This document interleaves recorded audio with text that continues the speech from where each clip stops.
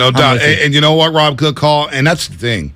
If they didn't run to Michael Silver and say what they said, maybe we wouldn't be this intense in our pressure on Shanahan and Jimmy Garoppolo. But the fact that people did run to Michael Silver a day when Trey Lance broke his fibula and tore ligaments in his ankle, the day that happens, the guys are saying, well, Jimmy does give us a better chance to win. Okay, then show me. You can't backpedal now and say, oh, Jimmy was who we all thought he was. No. You got a lot of people said Jimmy gives his team a better chance to win. Now, this week is pretty funny. I haven't heard from Mike Martz. I haven't heard from Michael Lombardi. Oh. I've seen Cowher backpedal and say, how come we're not giving Jimmy the same excuse that we give Brady and Stafford? Because Jimmy's not Brady and Stafford, Colin Cowherd. Okay? Where are those people at now? Now everybody's saying, oh, well, Jimmy gives them a better chance to win. Where are all those people at? Rob's right. Jimmy does need to step up. No doubt. He needs to step up. Kittle needs to step up. Whatever they need to do to figure this offensive football out and move into the 2022s and not revert back to the 1970s with offensive football, something needs to pop. And it's on them. He's right. You can't put pressure on. Dante Pettis changed the game in one play. That one play changed the entire game in week one. The Russ making a couple plays in that one, you could feel the momentum shifting. Let me ask you a philosophical question. We don't do this in football as often. We don't use this phrase, slumps. Yeah. We do it in other sports. Curry's in a shooting slump. Right. Mark Grace is in a hitting slump. You know what I mean? We do this in other sports. I believe there are plays on the field. Jimmy wasn't hitting them, fine. But I also don't think that Kyle has been the greatest this year in general. He's in a play calling slump. I'm just asking. I guess I'm asking, do you see kind of a slump? I think he's good. That doesn't mean he can't be criticized, and that doesn't mean that you don't have bad times. Like, even Bill Walsh talked about there were times where he would go through a funk. Right. Do you subscribe to the coaching slump? I do. Even a little. A little. We do with players, I believe. We do.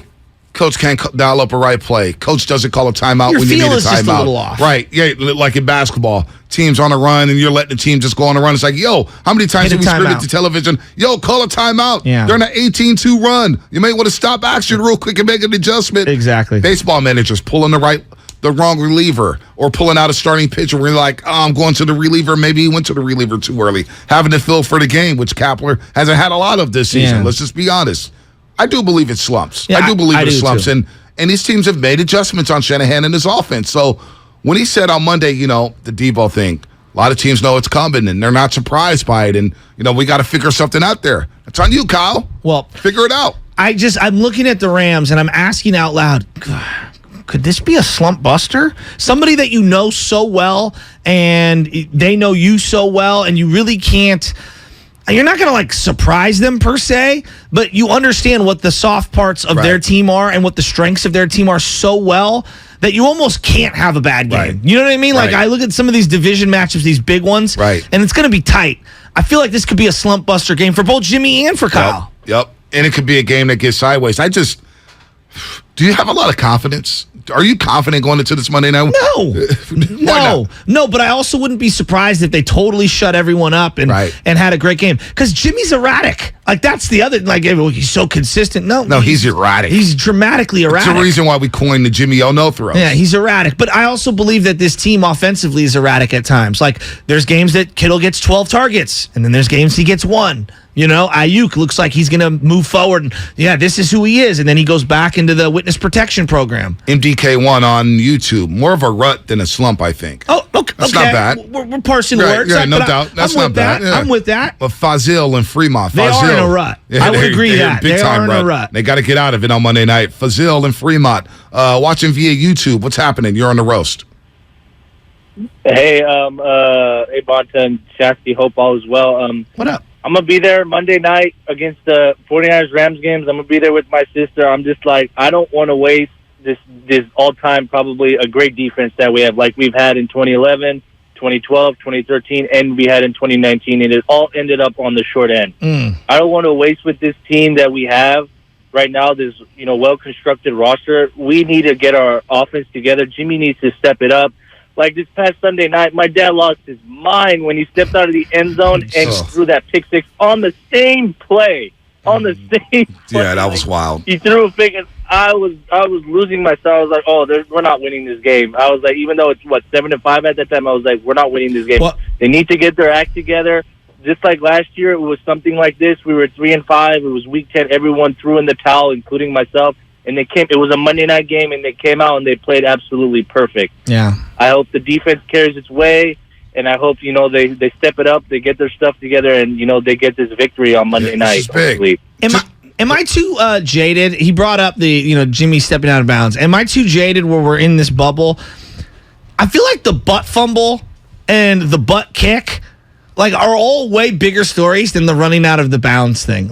And the running out of bounds thing should be bigger, right? Because you're a quarterback. How many quarterbacks you see? Yeah, how many quarterbacks you see take a snap from the end zone, run a play action pass? Hell, Trey Lance did it. I know it's preseason, but he did in the preseason game 2 years ago. It would be on a nonstop loop on every channel. Nonstop. Oh, he's not ready.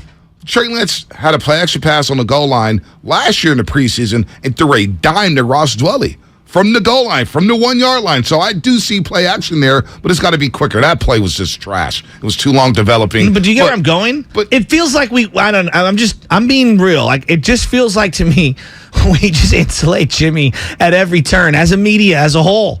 It feels like he gets very little criticism in general. Now, I know this station, we've crushed him a lot, and our fan base has crushed him a lot the entire time. But nationally, I just don't see that kind of criticism. Yeah, no, it's Jimmy gets a pass. I mean, the Jimmy ghosting story. If Geno Smith did it, if Geno Smith ran out of bounds, wouldn't we be destroying him? But the Jimmy ghosting story, right? If that was Lamar Jackson, if that was any other quarter, it would have been a huge deal. And some people just swept it under the rug. Remember, I got mad at the beat writer saying, wait a minute, that's just Jimmy. We've all known about it. That should be a big story. The quarterback, the franchise leader, the guy who has posters all over Levi's Stadium is ghosting the team? How's that not a bigger story? Whether or not I believe it is one thing. I'm with you. But it's just the way Jimmy's covered, man. It's really weird. It is weird, isn't it? It's just weird. Let's go to Jeff in Concord. Jeff, he's watching on YouTube. I find it weird. Yeah, Jeff's on the morning roast. What's happening? Hey, guys, how are you? Good, Jeff. Good.